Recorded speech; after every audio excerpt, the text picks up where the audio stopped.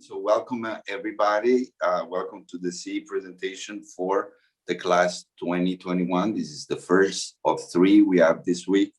And I'm very excited to have Liany Mateo presenting her work, The Bridge, a synthesis between BIPOC Womxn writers and diasporic music. Nadia Washington is advisor of Liany, and as a panelist, we welcome Linda O and Asia Burrell. Thank you for being here with us. And Liany, you can start. We're ready for your beautiful presentation. Thank you, Marco. Good morning, everyone. Hello to my peers and my STEAM committee today. And thank you all for joining me on this occasion as I conclude my time at the Berklee Global Jazz Institute. I'm really honored to be part of such a fantastic school, and I'm excited and ecstatic to present to you all today. My project, The Bridge, is my interpretation of the many fabulous writers you will hear today through music. This is only the beginning of this journey for me, as I imagine this project to take on many different forms, such as an academic curriculum and community work.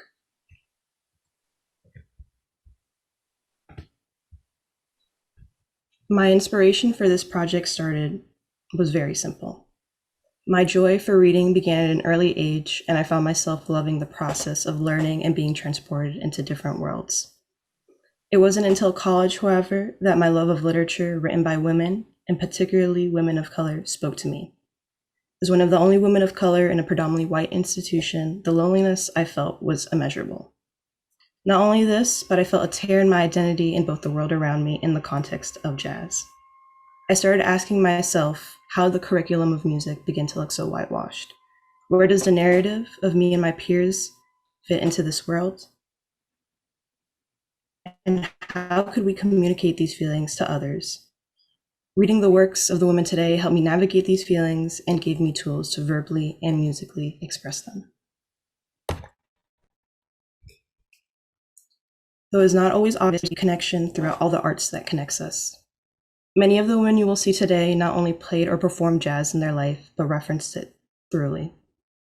As jazz is a great Black American art form that has shaped the world, reading the texts of authors who lived through the eras of jazz before institutionalization can give us a perspective and knowledge to better interact and include all types of persons in the music, listener or player. The first book I will present to you all today is entitled Now We Will Be Happy by writer Amina Guter. This collection of short stories chronicles different characters as they face multifaceted dilemmas of being a first-generation American, being categorized as Latinx in the US, and being of African descent. Throughout the history of jazz, the term Afro-Latin is often brought up, but the nuances of the term have been discussed very little. In my piece, I took inspiration from the themes of yearning and displacement and incorporated it to lyrics. The first time I have ever done so, to honor Guter's words with mine, was a beautiful and new experience.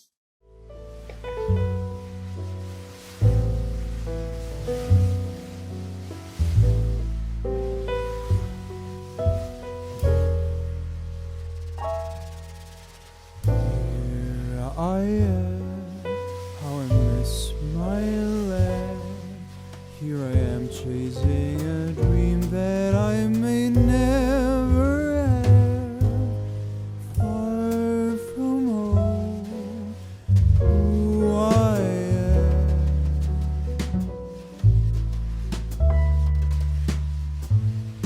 Torn in half, far away from home.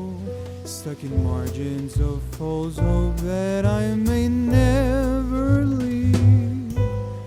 Maybe we'll be happy.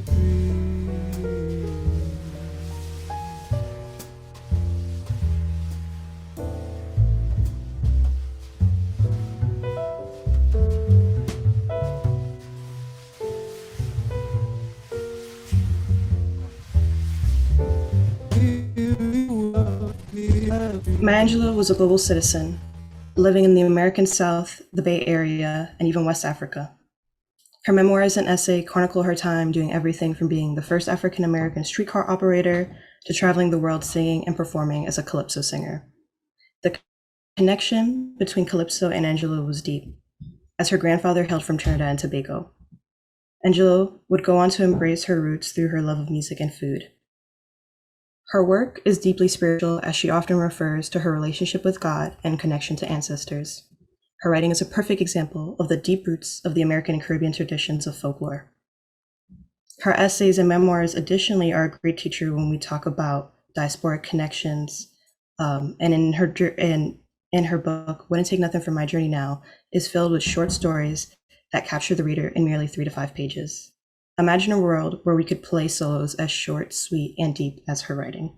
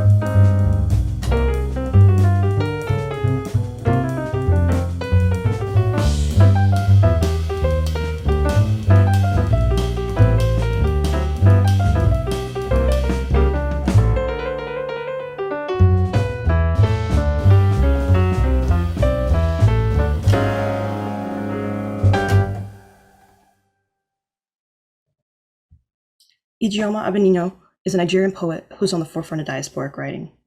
Obinino writes about her feelings of displacement coming from West Africa to America, her deep connections to the traditions of her culture, and the struggles and joys of womanhood.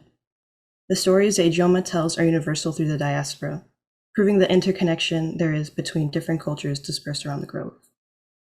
My interpretation of her work brought me to look into the Abakwa rhythms we learned here about in Global, and some Palo rhythms used in the African indigenous music used in my cultural Dominican Republic.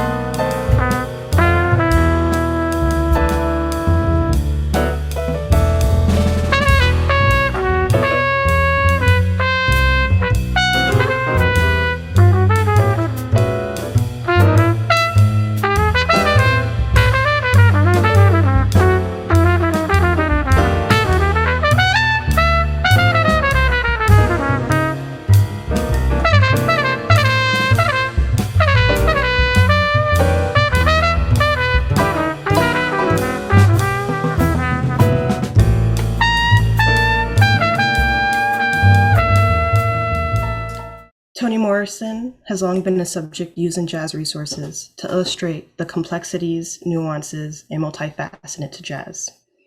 Famously, her book, Jazz, incorporates tools such as the blues, drums, and melodies in the text. Morrison's nonfiction goes into deep analysis into the social problems around the globe. Specifically, her essay entitled The Foreigner's Home inspired me, along with the curriculum that we have here at Berklee Global, as it discusses the effects of globalism and immigration to everyone. At the beginning of the piece, I was inspired by her use of visuals through text and deep folkloric connections by using a free section with tetrachords. The section is inspired by her first words written in her first published work, The Bluest Eye, Quiet as It's Kept. And it ushers in the form.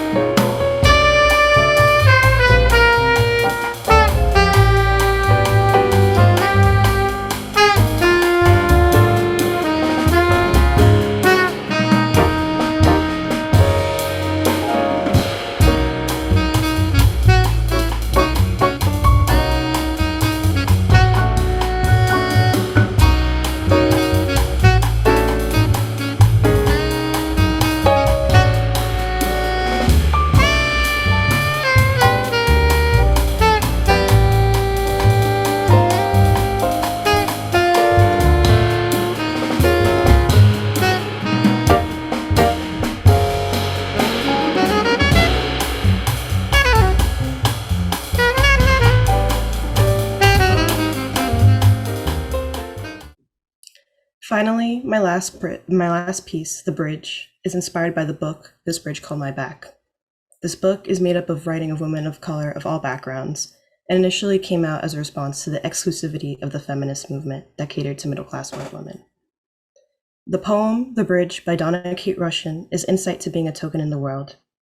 This poem is a great example of students and how students at predominantly white institutions may feel, and could serve as a reminder how students of color, particularly young women in music, may feel when there is an expectation for them to represent all voices. In this piece, I had young women in my life read parts of the poem as I improvised solo bass. I broke up the poem in 3 sections for my improv, utilizing extended techniques such as on the bass, such as the bow and playing double stops to express frustration, the blues and call and response to express exhaustion, and finally, to express assertion. I settled into a groove.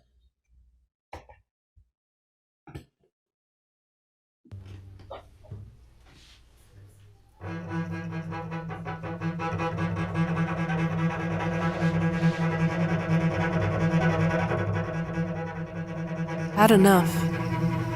I'm sick of seeing and touching both sides of things.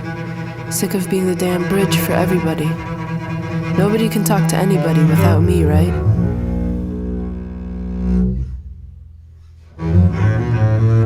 I explained my mother to my father, my father to my little sister to my brother to the white feminists to the black church folks to the ex-hippies to the black separatists to the artists to my friends' parents. Then, I've got to explain myself to everybody. I do more translating than the goddamn UN. Forget it. I'm sick of it. I'm sick of filling your gaps.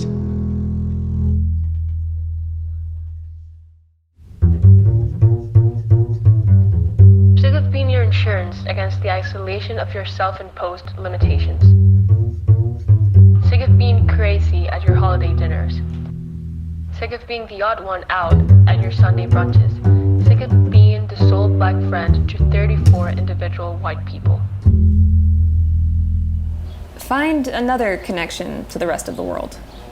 Find something else to make you legitimate.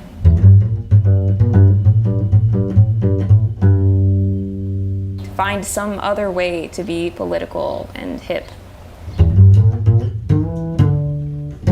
I will not be the bridge to your womanhood, your manhood.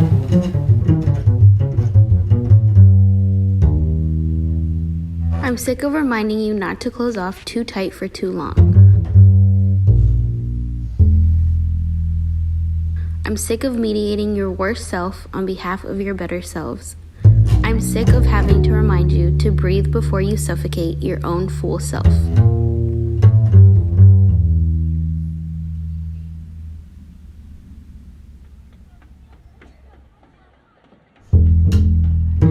Forget it. Stretch or drown, evolve or die. The bridge I must be is the bridge to my own power. I must translate my own fears, mediate my own weaknesses. I must be the bridge to nowhere but my true self, and then I will be useful. I must be the bridge to nowhere but my true self. Must be the And bridge then to nowhere I will be but my useful. true self. I must be the bridge to Then nowhere. I will be useful. I must be the bridge to nowhere but my true self, and then I will be useful.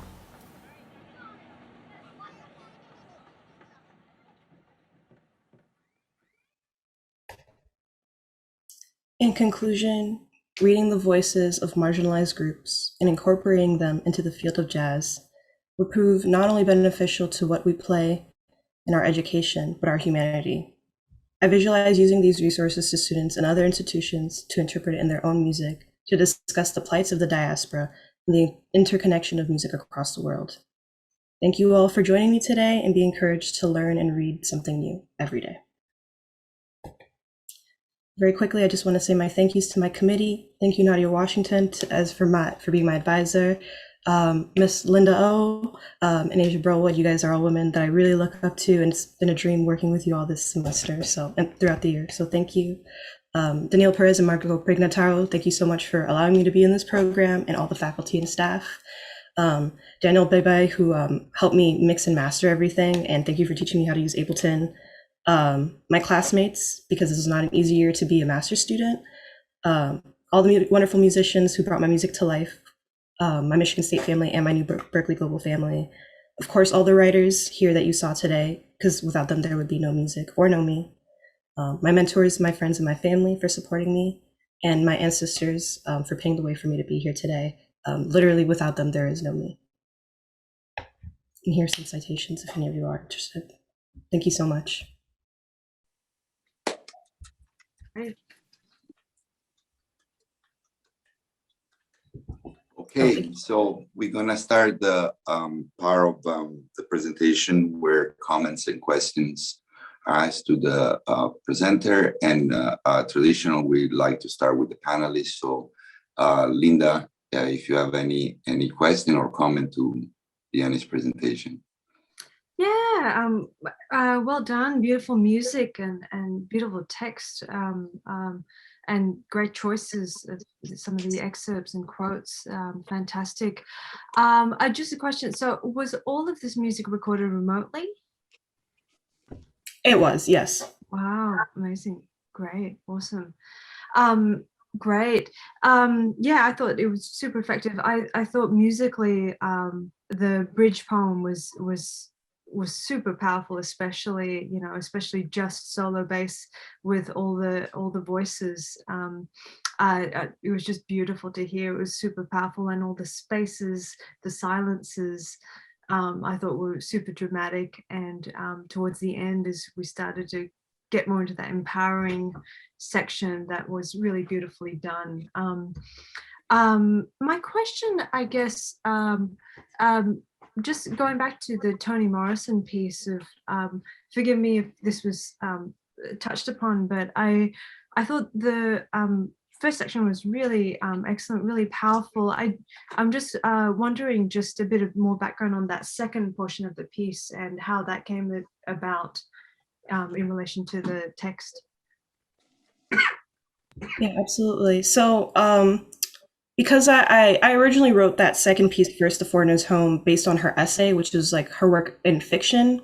And actually at the time I was listening to like a lot of Mulgrew Miller, and I kind of saw a lot of similarities kind of between maybe like that Young Lions kind of sound and Miss Morrison, especially with her nonfiction. It was very straight ahead, very to the point. And she was here and she was not playing any games about it.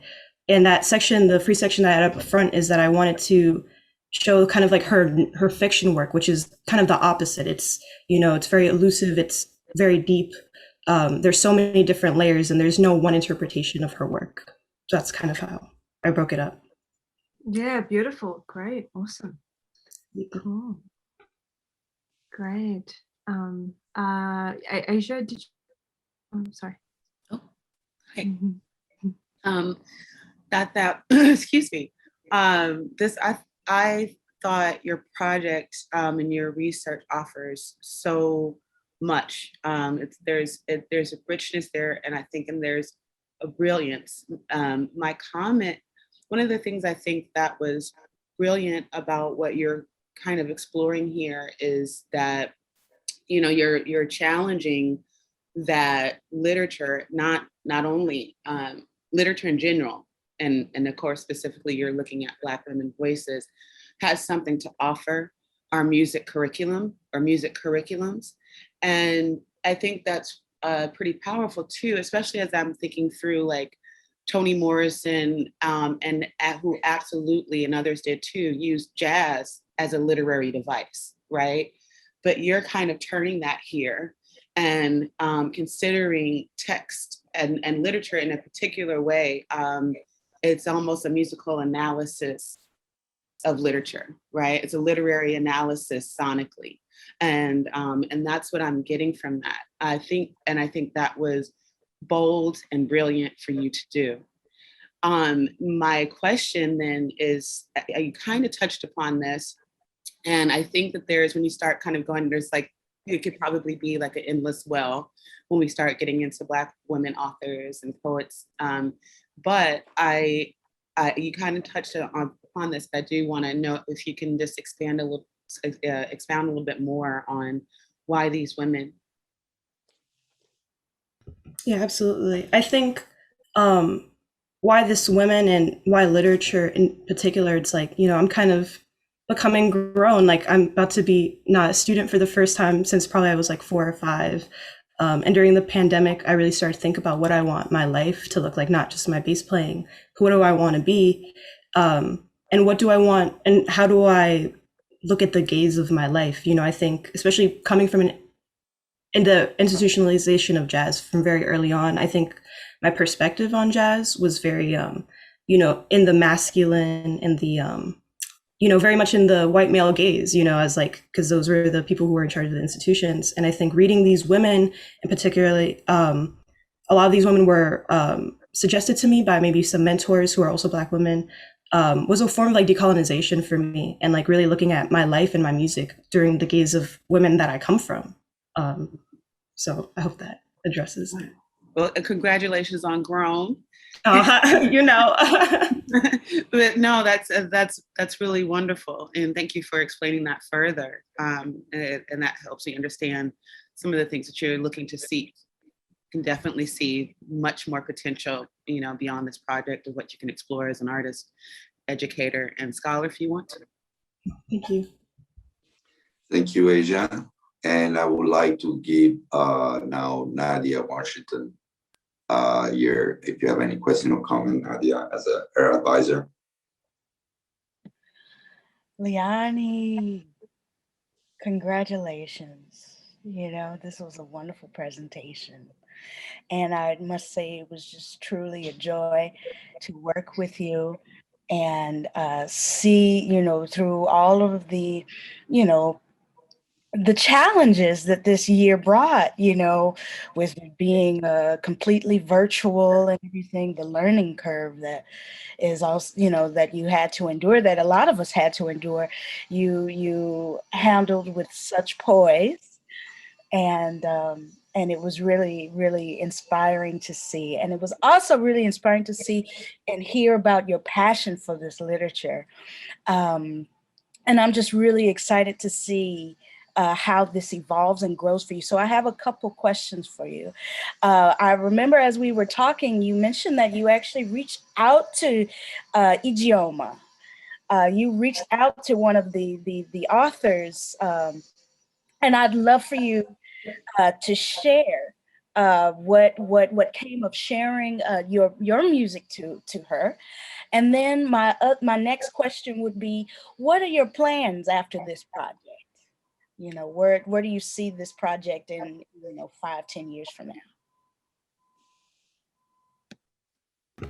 Yes. So I think I'll start with Ijeoma. So Diasporic Blues I wrote, I expanded more upon it this year, but I actually wrote it last year, the beginnings of it, right before the pandemic hit. So I had like a phone recording of it, and I had done like my little graduation Instagram post, and I just tagged her in it because I also I decorated my cap with a quote of hers, and she messaged me. She's like, I would love to hear the piece.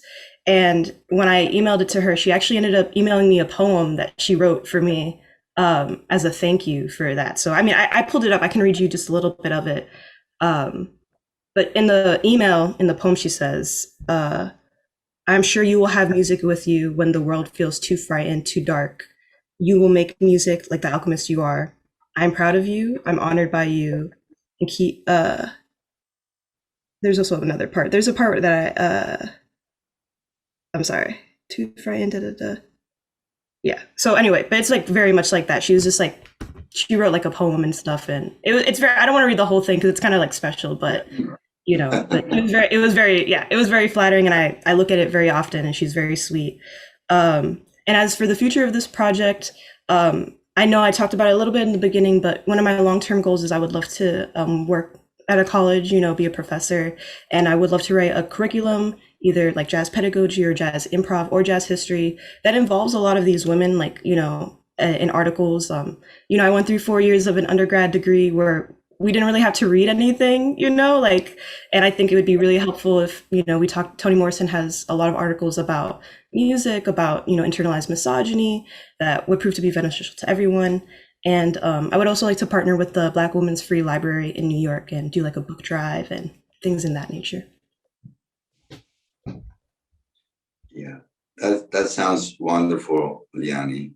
I was wondering, you know, I like how your project interconnect music with literatures, and you know, as you know, at the Institute, we talk a lot about the idea of interconnecting arts in a way also to get, you know, specific inspiration from, you know, the musical process. So I was wondering if you can talk now a little bit about that, you know, how if you can describe a little bit your musical compositional process and how you were thinking as a composer to, you know, what was the process in which you channels these you know, ideas, these women and these books into your music, if you have a process like that, if you can talk about it a little bit. Yeah, I mean, I really meditated a lot on the words of the women, like before I even thought about writing anything. Like, you know, that Maya Angelou short story I read pretty often because she talks about gratefulness, and then I was just thinking, like, well, what sounds like, you know, I think about her, like I think about joy, like what sounds joyful to me. And I know it's not like, I don't think about harm feminists like what is the feeling that I want people to feel, like, you know, like when I listen to Toni Morrison, that's how I feel. I feel like we're here, like we're going straight ahead, like with the nonfiction. And with Ijeoma, that one, it was very literal because the name of the poem that you saw is actually called Diasporic Blues.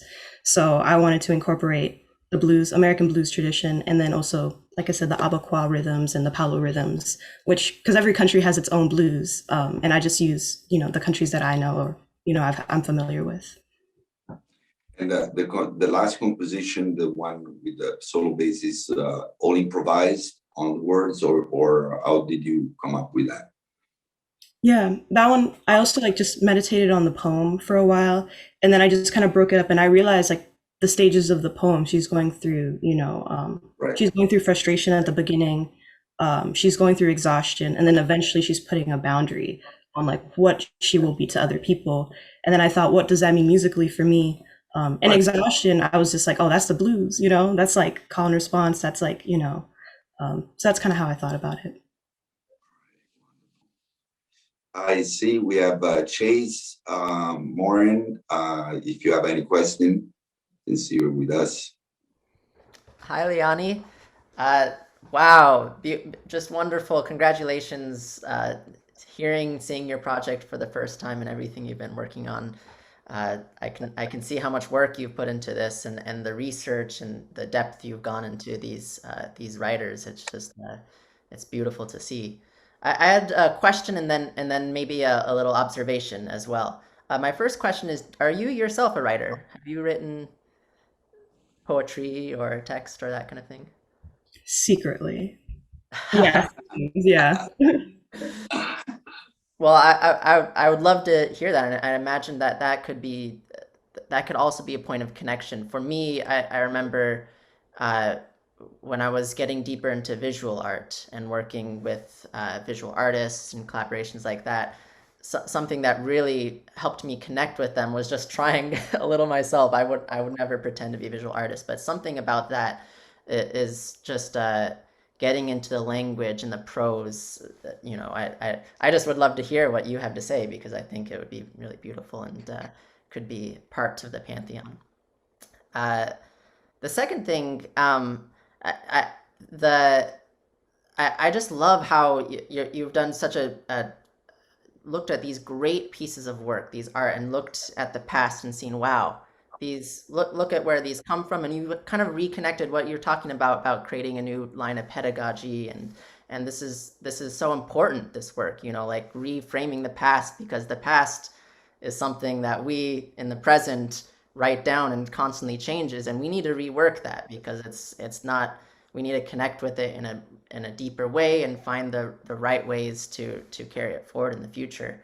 And so I think that's something maybe you could consider in the future, not just looking at, you know, what are these great texts meant in their particular eras and what do they mean, but how are they completely 100% relevant today and in the future going forward, because that's crucial. You're touching upon that, and I think for you, thinking about what that means musically as well, you know, for you, like how is this music that you're writing, this beautiful, you know, self-contemplation and the stuff you're putting out words, how is that going to evolve in the future?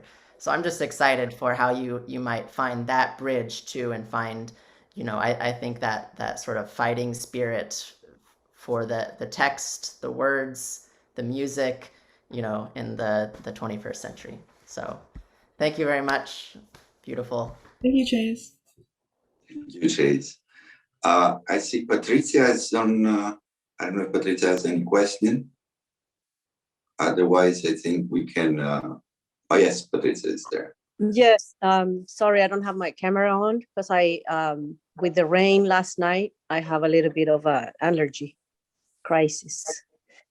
But I wanted to congratulate Liany and say that, you know, I love what she's doing, and I'm looking forward to see, you know, how this continues. And I just wanted to comment on the book Jazz by Toni Morrison. And I wanted to ask you, Liany, you know, talk a little bit, if you can talk a little bit about that book specifically, and how and in what ways the music is represented, in the book, and what are some of the things that you can find jazz in the literature, apart from what you already presented in your music. And only that book you can pretty much, I think, is my opinion, spend the rest of your life with that book, because there's so many things that are happening in the book that come from the jazz tradition. So if you can comment on one or two things that you think are the most important or that strike you the most from that specific book, which I think is the masterpiece of jazz in literature. Yeah, thank you so much, Patricia, and thank you so much for letting us read that book in your class. And I kind of presented on it in class, but one of the things that I really like that Miss Morrison does in that book is that she really talks about the deep connections to dance that we have with jazz. And I think that's like a diasporic thing. Like, dancing is something we do everywhere, parties, like at home, cleaning. And she kind of talks about that in the relationship of the main characters. And that's like just such an important part of the canon within jazz, because we can't forget, like, this is like dance music. Diasporic music is dance music. So that's what kind of the first thing that pops into mind when I think about that book. Thank you, Patricia and Liany. Danilo? Here, I'm still recovering from watching this super articulated, amazing, very, very moving presentation. I'm really moved by this meeting you for a year and see your conclusion at this point of your life. I can't wait for you to develop and keep searching into this new life story that you've chosen for yourself. It's very important, it's relevant, and it's necessary. So please stick to it and keep developing. I think it was Maya Angelou that says success is liking yourself, liking what you do, and liking how you do it. And I am feeling that from you. Really passionate about what you're doing. And nice piece for Toni Morrison. Actually, I think she must have to be in any jazz program, or anybody who teach jazz. She has to be like a must. I love working with you. I learn a lot. You're a super committed individual. The passion for your craft is amazing. The vocation and integrity you have. You are an inspiration, Liany. And please stay in that path, because you have an incredible present and future. And I would say that as you finish this chapter of your life, give some thoughts of how you use this incredible power you have, because you're gonna do some serious damage for good in the world. This is really, really amazing. I have only two observations that it just would be something to keep on the future. Toni Morrison is not only the way she writes is amazing, but this is what, for me, also listening to her speech, try to exercise doing the first homework we do in the global workshop. You take a transcription and transcribe her speech and try to put the sounds to. It's an amazing experience, because she's got the rhythm in the way she talks. And you can use that also as a source of inspiration, because the way she talks is like completely incredible. It's like it's like Tony Williams on drums or Terry Lynn on drums. She's just got that rhythm. That's one thing. And the other thing that I would recommend is that in this addition of new people, there are some amazing Black Dominican important writers. I would recommend there's one called Mama Tingo, for example. You want to write it down, you know her, right? And another one you can't leave off her name is Aida Cartagena Portalatin. Aida Cartagena Portalatin. She's a writer, and she's in the same fight. And I think to keep adding that Afro American unity and the quest for the fight that we encounter, it's important to keep adding and keep going down, and finding more and more people who is being and finding integrity in all of those work. And I think it's going to be like you can choose this topic for the rest of your life. You are set. I mean, it's a fight, but it's something you're going to leave for the earth, that fingerprint, purpose. Thank you very much. I'm honored to work with you. Thank you so much, Kilo. Could you say the name of that second author one more time, please? Yeah, I said Mama Tingo, and the last one is Aida Cartagena por Latin. Aida Cartagena por Latin. You want me to write it? Thank you so much. This one. It's got an accent on the last word. Yeah. And you know the famous one, Salome Ureña, right? She's more famous, but check it out. Okay.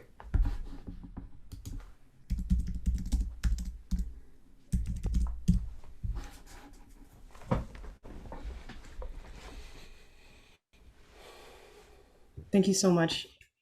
And please, I hope it's the beginning of our life together, all of us, to continue this fight. So I apologize because I'm doing this on my iPad. I have a problem with my computer. I didn't see that Alan Chase is also in the room. I see now that I'm scrolling out, and I don't know if Alan, you have any comment as well? Okay, otherwise, I was wondering, Liany, if you have any last comment that you would like to make? Sorry, I wasn't hooked up. Oh, here you are. I was listening to everything, but not on camera and so forth. Liany, congratulations. My thoughts are provoked by what you said there. It's going to affect how I think about teaching. Those issues are, of course, on my mind, but hearing your voice makes a difference, and I'd love to talk with you more about it too. And I really enjoyed the music very much, and the readings are leading me to go back to and discover new things too. So I want to thank you for that. I don't know if I have a question. It would be like an hour discussion. I'd love if you want to, I would love to hear from you about how you would change the curriculum, particularly about writing about jazz history, in which, it's inescapable that sexism and patriarchy shaped who participated in recordings and things in the early decades of jazz. And I think we may be at a point where there's real change happening, honestly, for the first time in my life. I mean, there's always been important women in jazz on many instruments and voices, but the documentation has always been less. The opportunities have always been curtailed until pretty recently, I think. And I think I'm optimistic, that we're at a turning point. I hope I'm right. I'm sure you're part of that. And going forward, what I would love to hear, I don't know if you have a short answer, or I'd love to follow up with you, is how you would frame the teaching of jazz history with that in mind. Do we just acknowledge that, or do we change the focus, or do we, you know what I mean? So this is something I'm kind of struggling with myself. So I don't know if you want to talk about that now or when we're almost done here. Congratulations on the achievement, or if you want to follow up another time if you feel like it. Yeah, I will just say I think we have the God about doing all that. Miss Burrell Wood is like absolutely amazing. She's given me so many books, and I think she's on the forefront of everything that you're talking about. But I think maybe the main thing that I think about is just like I think about so many of the women in jazz, and particularly Black women in jazz, and it's like we don't exist in a vacuum. It's like not just a section in history, it's like dispersed within history. Miss Wood actually gave me an article too about Mary Lou Williams as like people look at her as like a myth, but not really like as a person who had, who was peers with other women, maybe that history books didn't talk about. So maybe like instead of treating it just like as a one-off or like, oh, we have this many women, it's just, we kind of realize that they all existed. They just didn't have the opportunity to, or something along those lines is the first thing that I think of. Yeah, thank you. I understand what you're saying. Yeah. Thanks a lot. All right, thank you. Congratulations. Beautiful. Thank you, Alan. And Liany, well, this is it then. Congratulations. I would like to, everybody to, do a warm applause for this wonderful presentation to Liany and this achievement. Congratulations. I'm very glad to see a lot of your, friends and companions from the class being here to this. So I say hi to them. And I remind you that tonight, actually this afternoon at 4, we have the presentation on Marfayos that you all invited to come. I would like to thank everybody, Maestro Daniel Perez, of course, and our panelists, Asia and Linda, thank you for being here. Nadia, thank you so much, and all the faculty. And of course, Mary McClory, Jennifer, and Anastasia, thank you for your help. And we'll see you all at 4. Congratulations again, Liany, and have a wonderful rest of the day. Thank you all so much. Thank you.